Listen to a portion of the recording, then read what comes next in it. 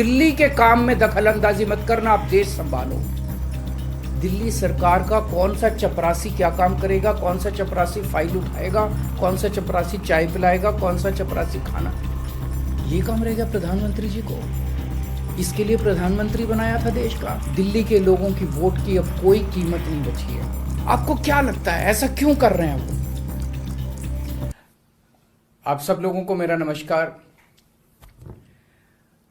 आज का दिन भारत के इतिहास में एक तरह से भारतीय जनतंत्र के लिए काला दिन साबित हुआ।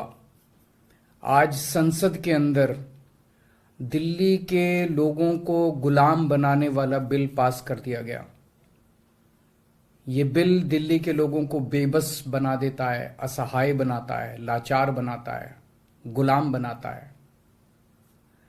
जब हम आजाद नहीं हुए थे 1935 में, अंग्रेजों ने एक कानून बनाया था। उस कानून का नाम था गवर्नमेंट ऑफ इंडिया एक्ट।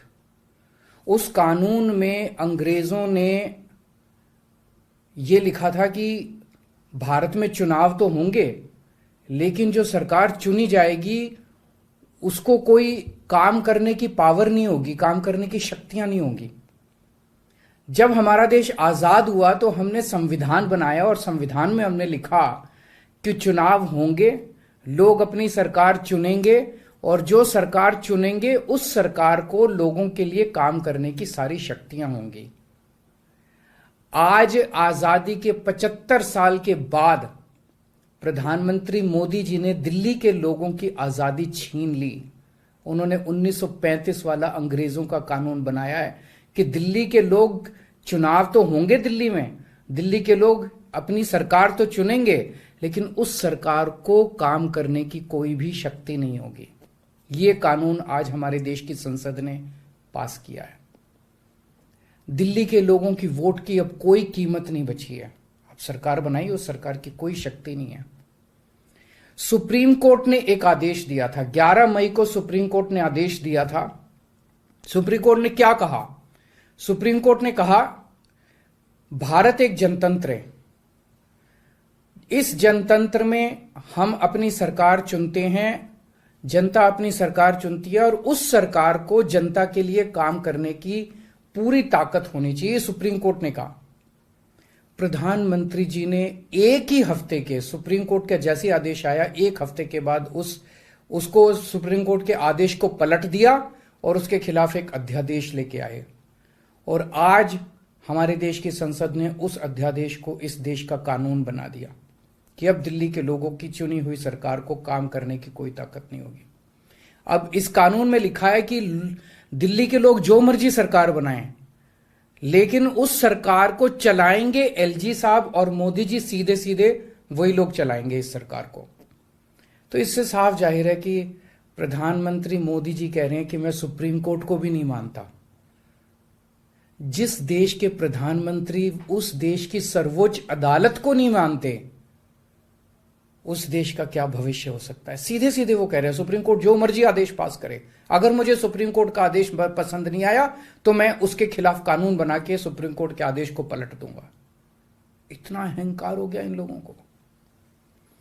इन लोगों ने देखा कि दिल्ली में आम आदमी पार्टी को हराना बहुत मुश्किल है।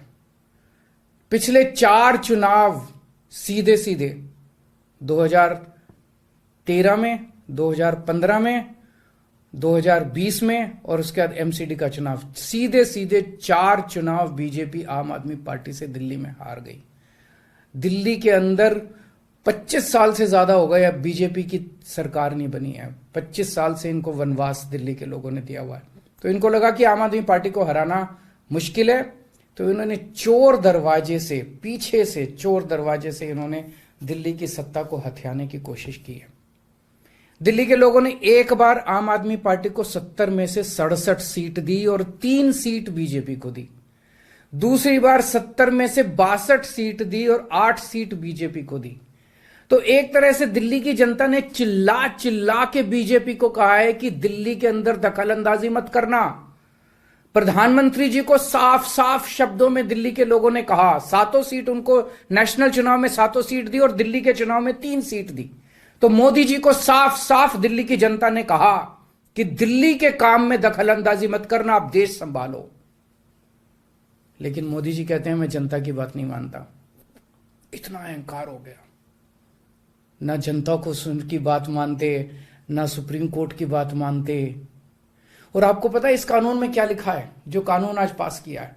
इस कानून में लिखा है कि दिल्ली के ऊपर से नीचे A category, B category, C category, D category, जितने दिल्ली सरकार के कर्मचारी हैं, उन सारे कर्मचारियों को के बारे में सारी पॉलिसी केंद्र सरकार बनाएगी। उनकी ट्रांसफर पॉलिसी, कौन अधिकारी, कौन चपरासी क्या काम करेगा, ये देश के प्रधानमंत्री बैठ के दिल्ली सरकार का कौन सा चपरासी क्या काम करेगा, कौन सा चपरासी फाइल उठाएगा, कौन सा चपरासी चाय पिलाएगा, कौन सा चपरासी खाना, ये काम रहेगा प्रधानमंत्री जी को। इसके लिए प्रधानमंत्री बनाया था देश का कि आप दिल्ली के चपरासियों की ट्रांसफर पॉलिसी बनाओगे बैठ के प्रधानमंत्री बनके। आप केंद्र चलाओ ना, आप दिल्ली के अंदर क्यों दखल अंदाजी कर रहे हो? आपको क्या लगता है ऐसा क्यों कर रहे हैं? वो ऐसा इसलिए कर रहे हैं क्योंकि पिछले 7-8 साल में बिना किसी पावर के भी हम लोगों ने जो काम किए हैं, हमने इतने शानदार स्कूल बनाए, इतने शानदार अस्पताल बनाए, 24 घंटे बिजली कर दी, बिजली फ्री कर दी, पानी घर घर पहुंचा रहे हैं, सड़कें बनाई, इतने सारे काम हम लोगों ने कर दिए। इनसे वो काम नहीं हो रहे। 30-30 साल से गुजरात के अंदर इनकी सरकार है, बेड़ा गर्क है गुजरात का।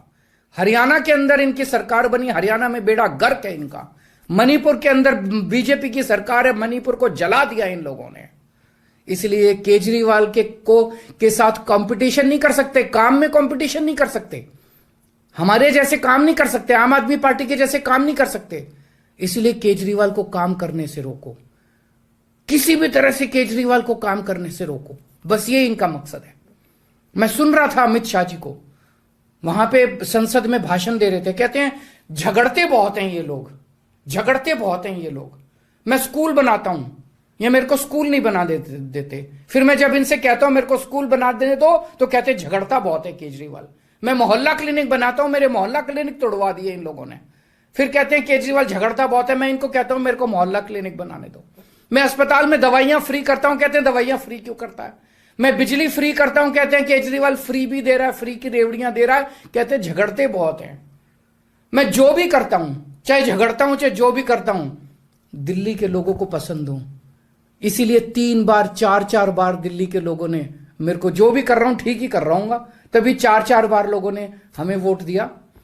और होम मिनिस्टर अमित शाह जी क्या कहते हैं, मैंने सुना उनको संसद में, हमारे पास पावर है, संविधान ने हमें पावर दी है कानून पास करने की, हमारे पास पावर है, हमें सुप्रीम कोर्ट ने पावर दिया है ये कानून पास करने की।